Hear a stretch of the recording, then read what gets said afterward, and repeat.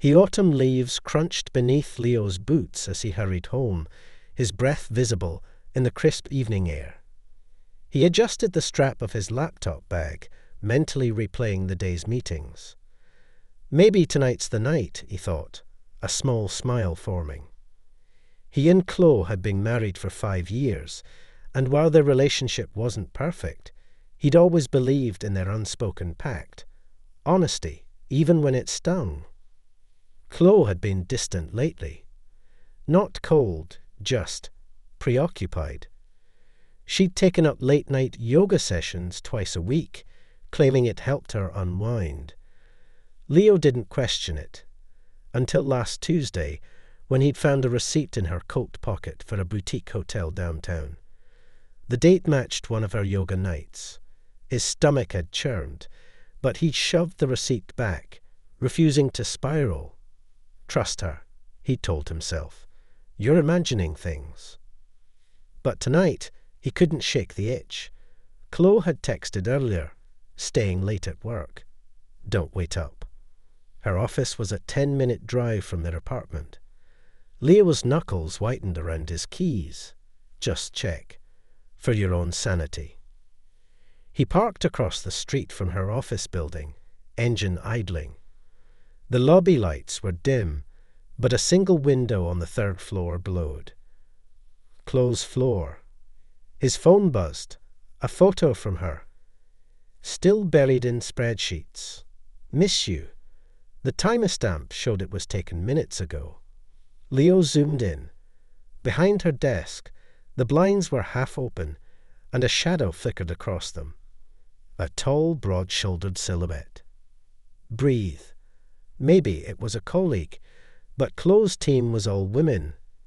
He'd met them at the Christmas party. 20 agonizing minutes passed. The office light finally switched off. Leo slunk lower in his seat as Chloe emerged, laughing with a man in a tailored suit. His hand brushed her lower back as he held the door. Leo's throat tightened. The man was familiar. Too familiar. Marcus. Chloe's ex from college, the one she'd almost married. The one Leo had secretly envied for years. They climbed into Marcus's black Lexus. Leo followed, his pulse throbbing in his ears. The car wound through downtown, stopping at the same hotel from the receipt. Leo parked haphazardly, fumbling for his phone. Call her. Confront her. But his fingers froze. What if he was wrong? What if this was innocent? He lurked in the lobby, disguised behind a potted fern. Chloe and Marcus strode to the elevator, her laughter echoing. Leo's legs moved on their own. The elevator doors closed just as he reached them, floor 12. He took the stairs, taking them 2 at a time. Room 1207. Leo pressed his ear to the door. Muffled voices, then silence. His fist hovered, trembling. Walk away. This isn't you. But then he heard it. A gasp. Chloe's gasp. He slammed his shoulder into the door. It rattled but held. Chloe, he roared. The door flew open. Marcus stood there, shirtless, towel around his waist. What the hell? Leo shoved past him. Chloe stood by the bed, clad in a robe, her hair damp. A yoga mat lay unrolled on the floor. Behind her, a sweet table held champagne and chocolate-covered strawberries. Leo? Chloe's eyes widened. What are you? Yoga.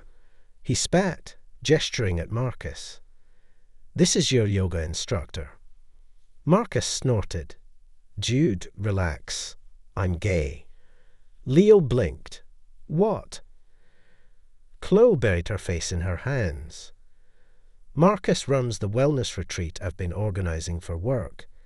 The hotel meetings. They're for the investor pitch. Tonight was the final walkthrough. She glared at Marcus. And someone spilled coffee on his shirt, hence the robe. Marcus shrugged. My bad. But hey, Your husband's got a mean right hook." He pointed to the dented door frame. Leo's face burned. "Aye, I thought." Chloe crossed her arms. "You thought I was cheating. With Marcus." "In my defense," Marcus said, grinning, "I am devastatingly handsome." Chloe shot him a look, not helping. She turned to Leo, her voice softening. "We need to talk, but not here." The drive home was suffocating. Chloe stared out the window, arms folded. Leo gripped the steering wheel, guilt and relief warring in his chest. "I'm sorry," he said finally. "I should have trusted you." Chloe sighed. "I should have told you about Marcus. But after what happened with your ex, I didn't want you to worry." Leo flinched. His first marriage had ended in betrayal, a wound he'd thought healed. Until now. At home, Chloe handed him a folder. Inside were brochures for the retreat, a couple's wellness program. "I was going to surprise you," she said. "A second honeymoon. Marcus's company funded it, but I planned everything." Her eyes glistened. "I thought we needed a fresh start." Leo pulled her close, his cheek against her hair. "I'm an idiot." "Yeah," she mumbled, "but you're my idiot." They laughed, the tension dissolving. But as Chloe slept that night, Leo stared at the ceiling. Why did I jump to the worst conclusion?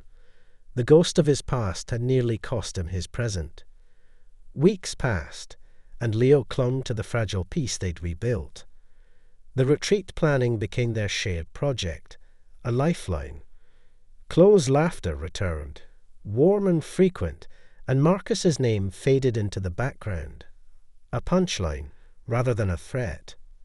Yet Leo's nightmares lingered, shadowy figures, hotel doors, Chloe's voice dissolving into static.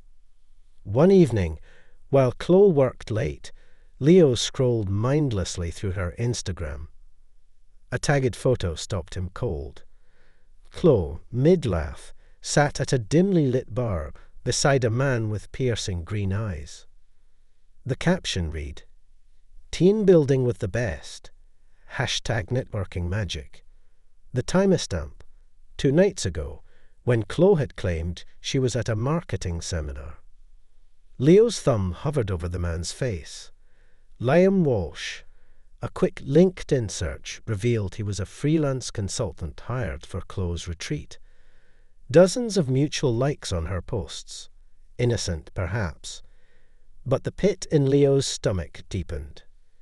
He arrived early to pick Chloe up from work the next day, hoping to surprise her. The receptionist waved him through. "She's in the conference room with Liam." The door was ajar. Leo froze at the sound of Chloe's voice, low and unfamiliar.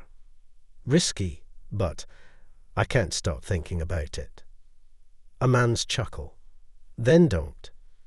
Leo's vision tunneled. He pushed the door open.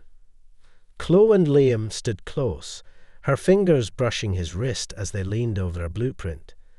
They sprang apart, but not before Leo caught the flush on Chloe's cheeks. "Leo," she smoothed her blouse. "Liam was just helping me redesign the meditation pavilion." Liam extended a hand, his grip too firm. "Leo, Chloe's told me so much about you." His smile didn't reach his eyes.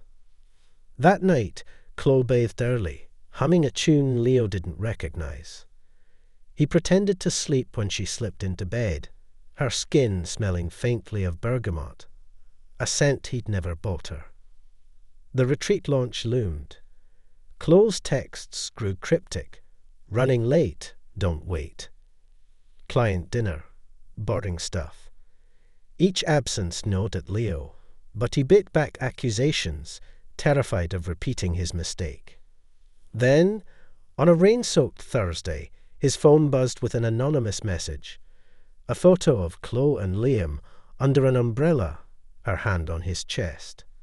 The timestamp, 20 minutes ago. Location tagged. The Velvet Vine, a wine bar near Liam's apartment. Leo drove through the storm, windshield wipers thrashing. He spotted them through the fogged window, heads bent close. Chloe's leg brushed Liam's under the table. Leo's hands shook as he dialed her number. She answered, voice smooth. Hey, still at the office? This budget report is killing me. Liar. The words slipped out, venomous. Silence. Then a sigh. Leo, let's not do this again. Look outside. Chloe's chair screeched as she stood, panic flashing across her face. Liam followed her gaze, smirk fading. Leo stormed in, rainwater pooling at his feet. It's not what you think, Chloe said, but her voice wavered. Liam raised his hands. We were just. Save it. Leo turned to Chloe, throat raw. How long? She hesitated. A second too long. Leo, it just happened. The admission hit like a gut punch. Liam excused himself, tossing cash on the table. Chloe reached for Leo, but he recoiled. Was the retreat a lie too? Or was that just your cover? No, the retreat's real. Liam's been helping me. Helping himself, you mean? They drove home in silence, the air thick with unsaid words. Chloe didn't sleep in their bed that night. Leo stared at her pillow, cold and untouched, and wondered when the cracks had begun. The next morning he found her note, staying at Mom's. We'll talk when you're ready. But Leo wasn't ready. He traced her routines instead. Her favourite coffee shop, the park where she jogged, the downtown studio where she now took actual yoga classes. On the third day he saw her, laughing with Liam on a bench, her wedding ring absent. Leo's hands clenched. He'd vowed never to become the jealous husband, the cliché. Yet here he was, shadowing his wife like a stranger. A call from Marcus broke the cycle. Chloe resigned from the retreat, he said. She recommended you take over. Thought you should know. The project was her apology, perhaps, or her exit. Leo threw himself into it, channeling his rage into spreadsheets and vendor contracts. But late one night, as he reviewed the guest list, a name glared back. Liam Walsh, guest speaker, relationship dynamics. Leo deleted it, then restored it. Let Chloe see. Let her squirm. The retreat arrived, a picturesque nightmare of bamboo huts and forced smiles. Chloe attended alone. Leo watched her from across the bonfire, her face flickering in the flames. She looked hollow, the way he felt. On the final night, she found him by the lake. I'm sorry, she said, voice breaking. I never wanted to hurt you. Then why? She stared at the water. After the hotel. I felt like you'd already decided I was guilty. Like nothing I did would ever be enough. Liam listened. He made me feel seen. Leo's anger faltered. You could have talked to me. I tried. But you were always waiting for the next betrayal. She stepped closer. I miss us. The us before the fear. He wanted to believe her. But the ghost of Liam lingered, a shadow between them. Give me time, he said. Chloe nodded, tears glinting. Whatever you need. As she walked away, Leo knelt and skimmed a stone across the lake. It bounced 3 times before sinking, a fleeting triumph. Healing, he realized, would be slower.